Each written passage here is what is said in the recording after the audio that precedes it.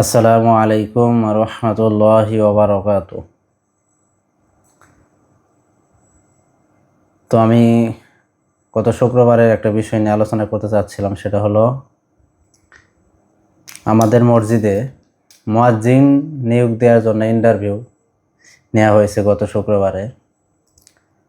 তো ওনার কেরাত বা ওনার যোগ্যতা নিয়ে কোনো সমস্যা ছিল না। সমস্যা হলো উনি মিলাদ পড়াইতে পারবে না। উনি কখনো মিলাদ পড়ায় নাই বা মিলাদ পড়াইতে পারবে না, এজন্য ওনাকে মুয়াজ্জিন হিসেবে নিয়োগ দেওয়া হয় নাই, ওনাকে না করে দেওয়া হয়েছে। তো প্রথমত বিষয় হলো মিলাদ। মিলাদ তো এখানে আসলে মেন পয়েন্ট, যার কারণে মুয়াজ্জিন হিসেবে নিয়োগ দেওয়া হয় নাই। তো মিলাদটা আসলে কি? মিলাদটা হলো আসলে কিছু মানুষ জড়ো হয়, তো একজন লোক রাসূল সাল্লাল্লাহু আলাইহি ওয়াসাল্লামের জন্ম বৃত্তান্ত, জন্ম কাহিনী বা ওনার জীবনী আলোচনা করে, এটাই আসলে মিলাদ। এই কাজটা অবশ্যই প্রশংসনীয়, এবং আমরা যে মাসলাক ফলো করি, দেওবন্দি মাসলাকের একজন অনেক বড় আলেম আশরাফ আলী থানভী রহমতুল্লাহ আলাই, ওনার কিতাবেও আছে যে মিলাদ 3 প্রকার, এর ভিতরে 1 প্রকার মিলাদ জায়েজ এবং এটা প্রশংসনীয়। সেই মিলাদে কোনো শরীয়ত বহির্ভূত কাজ থাকবে না। এখন যেখানে শরীয়ত বহির্ভূত কোনো কাজ থাকবে না, নবীর জীবনী আলোচনা করা হবে, সেই কাজটা তো অবশ্যই প্রশংসার দাবি রাখে, এটা বলা বাহুল্য। তো নবীর জন্ম কেন হয়েছে, এই জিনিসগুলো আমাদের জানা খুবই জরুরি। তো নবীর জন্ম যদি আমরা, জন্মের গুরুত্ব, ওনার জীবনী, জীবনধারা যদি আমরা মিলাদের মাধ্যমে জানতে পারি, সেটা তো দোষের কিছু না, সেটা অবশ্যই ভালো জিনিস। তাইলে আমরা মিলাদ পড়ব না কেন?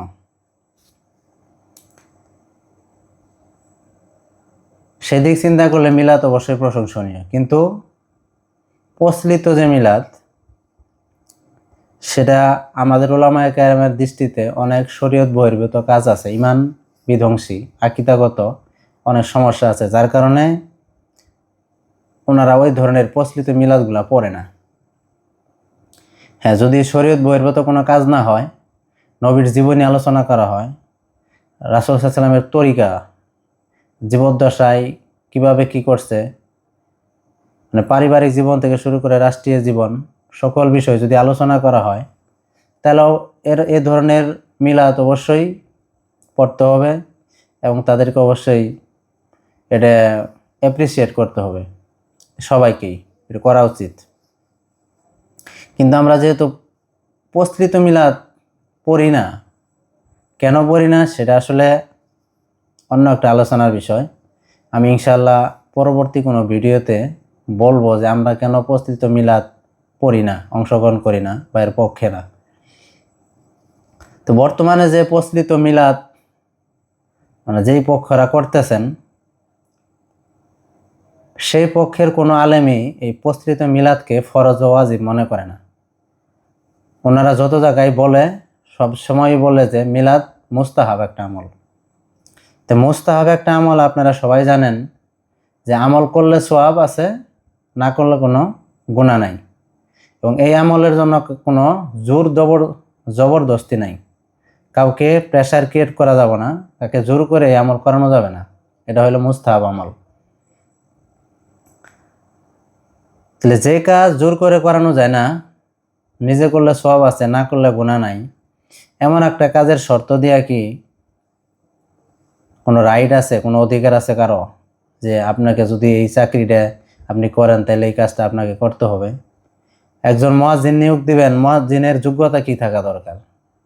ওনার যোগ্যতা থাকবে, ওনার কেরাত সহি থাকবে, উনি শুদ্ধভাবে সঠিকভাবে নামাজ আদায় করতে পারবে, নামাজ পড়াইতে পারবে, এতটুকু যোগ্যতা ওনার থাকা দরকার। যেহেতু উনি একজন হাফেজ এবং কওমি মাদ্রাসায় কয়েক জামাত লেখাপড়া করেছে, ওনার যথেষ্ট যোগ্যতা আছে একজন মুয়াজ্জিন হিসেবে। তারপরেও আপনারা তাকে ইমাম নিয়োগ দেন নাই, তাকে মুয়াজ্জিন নিয়োগ দেন নাই।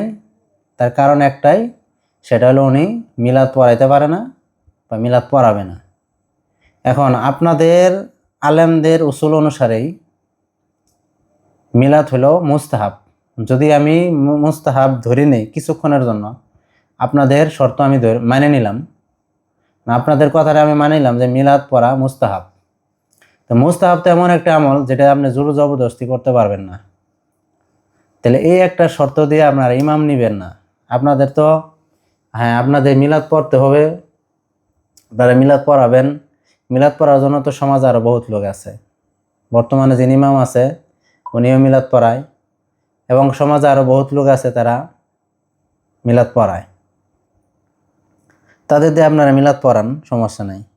কিন্তু আপনারা এই যে শর্তটা দিয়েছেন, শর্ত দিয়ে যে একজন মুয়াজ্জিনকে আপনারা নিয়োগ দেন নাই, এই কাজটা আপনারা ঠিক করেন নাই। এটা অনুচিত একটা কাজ করছেন, এই কাজটা ঠিক হয় নাই। কারণ যেই কাজ ফরজ না ওয়াজিব না, সেই কাজ আপনারা জোর করে বলতে পারেন না এই কাজ আমাদের করতে হবে। সমাজের আরো বহুত লোক আছে যারা মিলাদ পড়ে না, তাদেরকেও আপনি কি জোর করে চাপাই দিবেন যে আপনাদেরও মিলাদ পড়তে হবে? তারপরের বিষয় হলো, যদি কখনো কেউ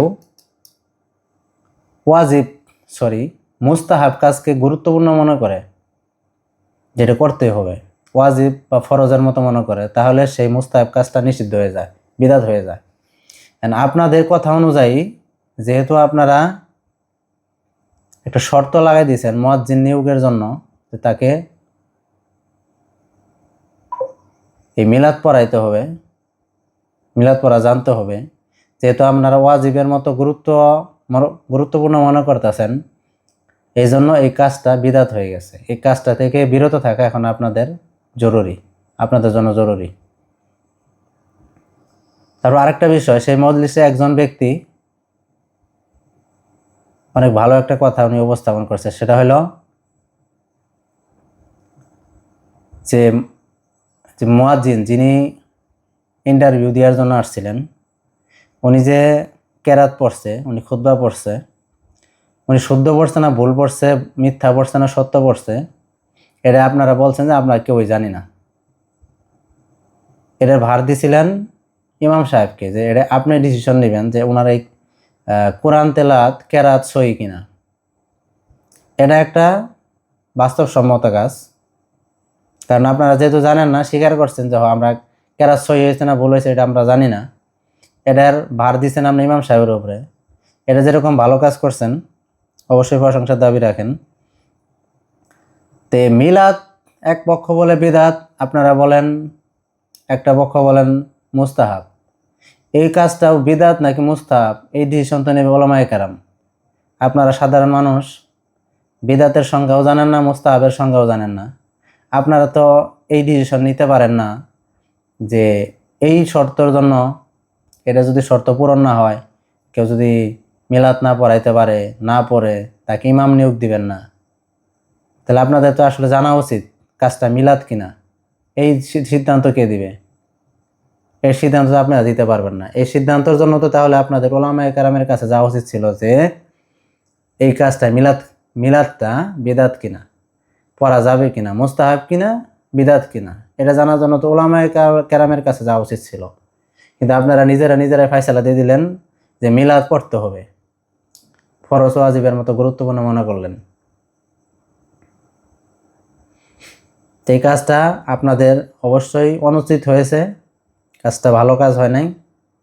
আশা করব আপনারা পরবর্তীতে এরকম কোনো হটকারী সিদ্ধান্ত নেবেন না, এরকম হটকারী কোনো শর্ত কাউকে দিবেন না যে কোনো নিয়োগের ক্ষেত্রে।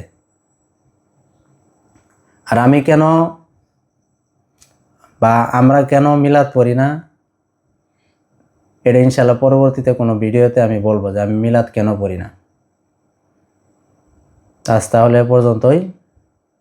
ভালো থাকবেন সবাই। আসসালামু আলাইকুম ওয়া রাহমাতুল্লাহি ওয়া বারাকাতুহু।